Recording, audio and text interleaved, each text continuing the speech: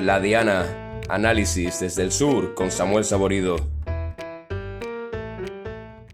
Y como os he dicho, cortamos en este punto la tertulia porque tenemos en este programa una entrevista con el que es portavoz en Málaga de Adelante Andalucía y el que será el número 1 de la lista de Adelante Andalucía al Parlamento si nada falla, si no hay una actualidad dramática en ese sentido, pues será el número 1 de Adelante Andalucía al Parlamento. Luis Rodrigo, bienvenido a la Diana. Muy buenas, ¿qué tal, Samuel? Primera vez esta temporada. Se lo digo a todo el mundo cuando viene la primera vez, espero que no sea la última. Hombre, la verdad que sienta bien estar de vuelta por la Diana. Es compartido. Le quiero preguntar qué valoración haces de la situación de en Andalucía de la sanidad. En esta semana, para vosotros, el pasado miércoles, hoy es miércoles, sí, hoy miércoles, hubo un debate en el Parlamento de Andalucía en el que se habló de este asunto. Para nosotros es hoy. Quiero que me comenten cuál es la valoración que hacéis vosotros de esta Adelante Andalucía, de la situación de la sanidad en Andalucía, alejándonos del cribado. Ahora te preguntaré por la polémica de los cribados, pero hablando de la sanidad, ¿cómo veis la situación de la sanidad? Si la puedes diferenciar del cáncer de mama. Bueno, es que en realidad es difícil separarlo de la cuestión de los cribados del cáncer porque son dos cosas que están conectadas. En dos palabras, lo que está pasando es deterioro y privatización. Entonces, pues sí, el análisis general es que desde hace ya, te diría unos años, pero no, en realidad es casi más de una década, estamos viviendo pues eso, un deterioro brutal de la sanidad y de la mano viene esa privatización de nuestro sistema sanitario. Se nota también en cómo está respondiendo la población andaluza a ello, que es con un aumento pues, de los contratos de seguros de salud, con un aumento de la gente que se va a la privada, porque al final, bueno, esto responde a unas decisiones políticas, que es la de desmontar el sistema público con la intención de, al final, que el servicio que uno recibe en la sanidad pública sea tan deficiente, sea tan tardío, simplemente sea tan falto de recursos que la gente se ve obligada a decir, bueno, pues tendré que irme a la privada, tendré que aceptar que ahora pagar por ir al médico es una cosa normal, porque no hay otra. Y por lo que he entendido, en esta realidad no solamente culpas al Partido Popular, también al PSOE, porque ha mencionado una década, ha mencionado gobiernos de la Junta de Andalucía Socialista, entiendo. Hombre, completamente. Aquí hay mucha gente, entre las que me incluyo, que hemos salido a la calle a protestar contra el PSOE y a protestar ahora contra el PP. Si yo puedo decir una cosa sobre esto, es que el PP lo que ha hecho ha sido apretar el acelerador en esos planes que ya comenzó a hacer el PSOE, pues metiendo empresas públicas gestionadas de aquella manera y metiendo también lo que son las derivaciones a la privada. Vale, ahora sí que sí vamos a entrar en la polémica que durante el último mes ha envuelto a Andalucía, que es la polémica por los fallos en los cribados de diagnósticos precoces de cáncer de mama, que han dejado a 2.000 mujeres esperando y según denuncia Mama, han llegado a morir personas esperando esos diagnósticos. Quiero pedirte la valoración de Adelante Andalucía que hacéis sobre este aspecto y como ya ha pasado cierto tiempo, más bien la valoración que hacéis de la respuesta de la Junta de Andalucía, que ha sido poner a su consejero de emergencias a gestionar esta emergencia del Partido Popular, que es Antonio Sanz, que ahora es consejero de salud. Quiero que me valores tanto el propio asunto como la respuesta que ha dado la Junta de Andalucía. Bueno, lo primero es el dato que has dado de los 2.000 casos. Sinceramente, no hay certeza de que sean solamente 2.000 casos. Ya hemos visto que Lo que dice la Junta. Sí, decían desde la Junta que 2.000 casos y que localizaban el Virgen del Rocío de Sevilla. Ya hemos visto que en Huelva han salido, que aquí en Málaga también están saliendo muchas mujeres. De hecho, entre ellas, una de las afectadas, por suerte no con un diagnóstico positivo, pero una de las afectadas, mi propia madre, y bueno, compañeras del partido y en general muchísimas malagueñas que se han visto afectadas por estos problemas.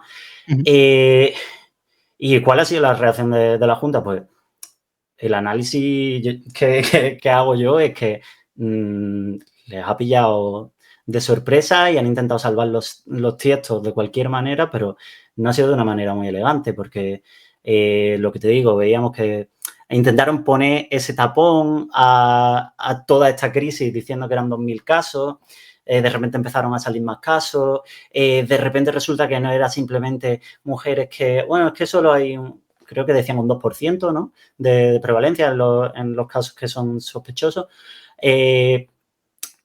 Pero eso, lo digo, no lo han gestionado de una manera elegante y lo más grave es que no estamos hablando aquí de un escándalo así, algo más trivial, ¿sabes? No es que hayan pillado a Juanma Moreno en un chalet pagado con dinero público, como podría hacer su compañera en Madrid, ¿no? Sino que es que estamos hablando de la vida de personas, ¿sabes? Entonces, pues no se entiende y que sí, que muy bien que hagan dimitir a la consejera. Ya vamos por el 4º consejero de Sanidad, si no me equivoco. Pero es que esto no es una cuestión de hacer que dimita la persona responsable para que luego acabe en una puerta giratoria, como hemos visto que ha pasado con otros consejeros de Sanidad que han acabado trabajando para la sanidad privada. Esto es una cuestión de que se tome la responsabilidad sobre lo que están haciendo, de que si esto está ocurriendo con los cribados, primero por mala gestión y segundo por falta de recursos, que dejen de marear la perdiz porque están jugando con la vida de la gente y que tomen medidas, que aumenten el personal disponible para hacer las pruebas, que las plantas que hay cerradas de los hospitales, que las puedan abrir y bueno, luego está la cuestión, eso es lo que digo, de la gestión, de cómo está funcionando a nivel administrativo la Junta. De hecho, bueno, esto está en diferido, ¿no? Pero esta misma semana hemos tenido como otra mini crisis con la cuestión de ClickSalud, que ayer fue que decían desde la Junta que no, ha habido una incidencia temporal en ClickSalud y por eso a muchas mujeres no le están saliendo ahora los diagnósticos y ahora de repente sí le aparecen. Incluso nos han llegado noticias de diagnósticos cambiados en los que en la propia cuenta de ClickSalud de una mujer le aparecían las pruebas de otra, cartas que no llegan. Es un auténtico descontrol. Y como voy a ser muy insistente con esto, es que no es un descontrol en una cosa trivial, es un descontrol en algo que es literalmente de vida o muerte. Entonces, nos parece terrible y sobre todo nos parece ridículo que lo haga un partido que se jacta constantemente de ser los buenos gestores, de ser los que pueden llevar bien las cosas. No sé, o sea, yo como candidato, que además se me ve que soy una persona joven que sin experiencia en las instituciones, creo que difícilmente podría hacer lo peor que como lo ha estado haciendo el PP con la sanidad. Y al final yo creo que lo que demuestran es una falta de empatía y una falta de comprender realmente la realidad de la gente que utiliza la sanidad pública, ¿sabes? Me da la sensación de que quien está gestionando esto no tiene que aguantar las listas de espera para ver a un especialista, no tiene que aguantar pues el ponerse malo porque sabe que no le van a poder atender a tiempo, no tiene que aguantar el desastre que están creando. Les quiero preguntar también por cómo cree que va a afectar esto al Partido Popular y le voy a unir esto con el Centre. Mire, el último Centre, el último barómetro del conocido como CIS andaluz apunta que el Partido Popular podría perder la mayoría absoluta. Hoy tiene cuestión de 58 diputados, no sé si me falla a mí el número, no sé si tiene un pelín más, la mayoría absoluta está en 55 y el número más bajo del PP en ese barómetro está en 54, es decir, en uno menos que la mayoría absoluta. Ese mismo Centre, por cierto, le da a su partido un crecimiento. Su partido ahora mismo en el Parlamento de Andalucía, adelante tiene 2 diputados y podría tener 3. Y de hecho, le adelanto la que va a ser la siguiente pregunta, su líder, José Ignacio García, es el político mejor valorado.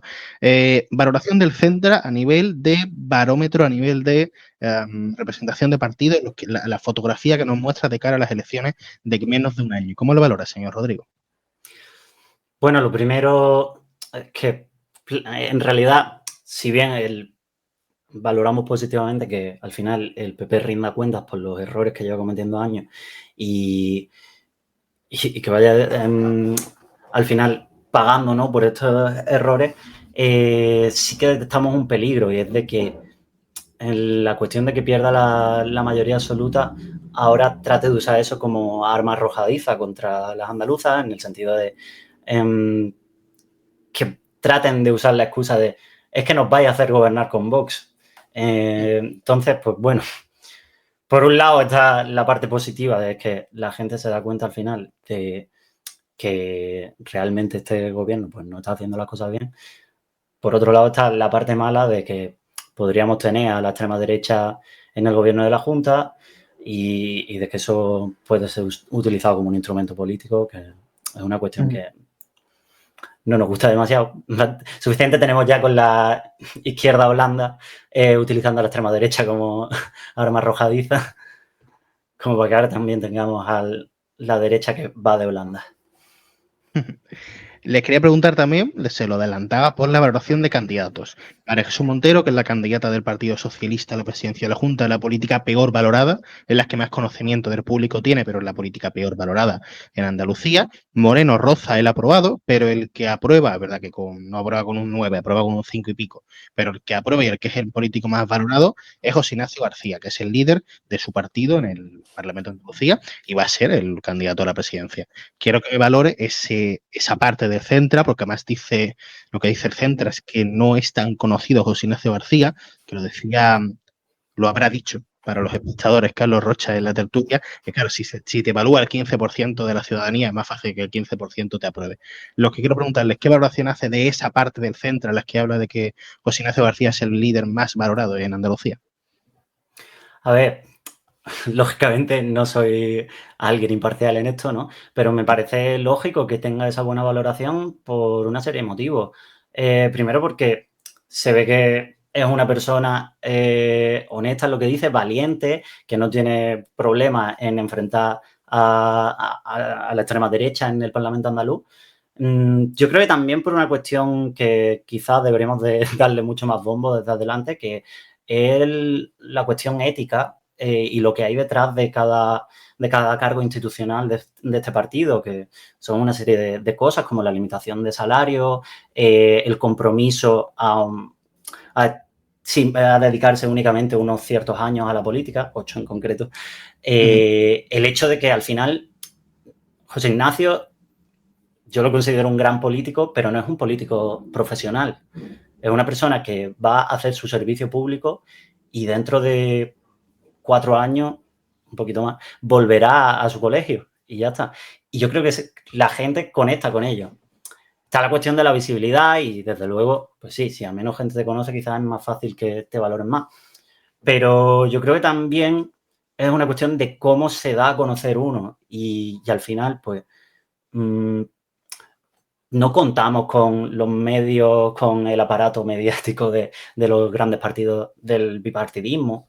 No hay una máquina de propaganda detrás nuestra, sino que al final la gente que acaba conociendo a nuestro portavoz es de una manera orgánica, es de una manera pues en el boca a boca, en las redes sociales, y ahí al final yo creo que es lógico que si lo vas conociendo de esa manera, te parezca, lo acabes valorando bien, porque o bien te llega porque es una persona, como digo, valiente, o bien porque alguien en quien confías te está diciendo, oye, ¿has visto a este tío?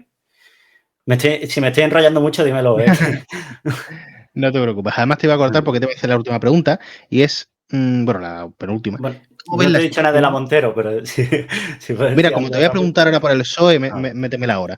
El PSOE, en el siguiente caso, como saben los que nos estén escuchando, el Partido Socialista no está exento de polémicas, en general y menos ahora. El gobierno, el Partido Socialista, está inmerso en un presunto caso de corrupción que rodea al que fuese ministro de Transporte, José Luis Ábalos, a su asesor, Koldo García, y al no santo Cerdán.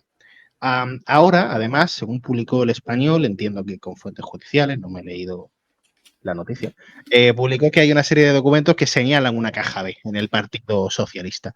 Yo lo que les quiero preguntar es cómo ve esa situación estatal del Partido Socialista, cómo cree que hay que actuar con ella, si cree que el gobierno está actuando de forma correcta. A ver, yo creo que lo primero es nadie se debería de sorprender en exceso por esto. Es cierto que hemos tenido como una cierta amnesia colectiva, pero no nos olvidemos de dónde viene el PSOE, no nos olvidemos de que es el partido que regaló dinero a los bancos en el peor momento de crisis económica de este país, y eso legalmente, pero también es el partido de los ERE, al fin y al cabo. Y hay una cuestión, yo creo, estructural de cómo el PSOE en tantos años de historia pues se ha ido constituyendo y se ha asentado como uno de los dos grandes partidos del Estado español. Y entonces, no es que considere, evidentemente, la corrupción no es intrínseca al poder, no, uno por ser político, por estar en un partido o por ser muy poderoso, no se vuelve corrupto, pero si empieza de esa manera y si desarrollas al final un partido que da pie a eso, pues acabas de esta manera. Esto es salirse un poco por la tangente, pero hace unos meses el PSOE puso en su estatuto el hecho de que si un militante consumía prostitución era expulsado del partido. ¿En qué cabeza cabe eso? O sea, ¿qué partido tiene que hacer eso? ¿Qué clase de sistemas montados ahí para que tengas que llegar a ese punto, no? Entonces, por resumir, que creo que al final han desarrollado una cierta manera de hacer política que, aunque estéticamente traten de cubrirlo con algunas maniobras, es innegable que tienen esos vínculos con los empresarios, tienen ese trasfondo y este presente. Me quería valorar también a María Jesús Montero.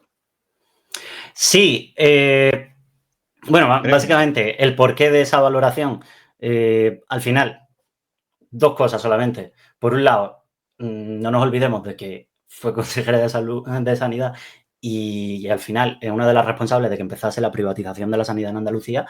Y por otro lado, tampoco nos podemos olvidar de que pertenece a un gobierno, pues,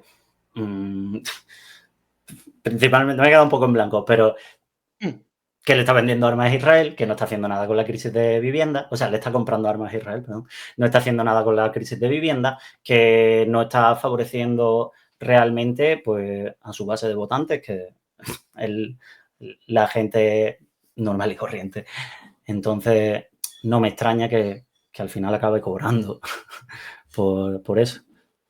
Última pregunta. Les quiero pedir la valoración de esa izquierda, la izquierda del PSOE. Y voy a recuperar sus palabras. Lo dice siempre que viene por aquí. Hablaba de la izquierda, no sé qué adjetivo le ponía. Izquierda 12. No, izquierda 12 no era. Blanda, blanda. Blanda, izquierda blanda. Siempre le pregunto, ¿qué significa izquierda blanda?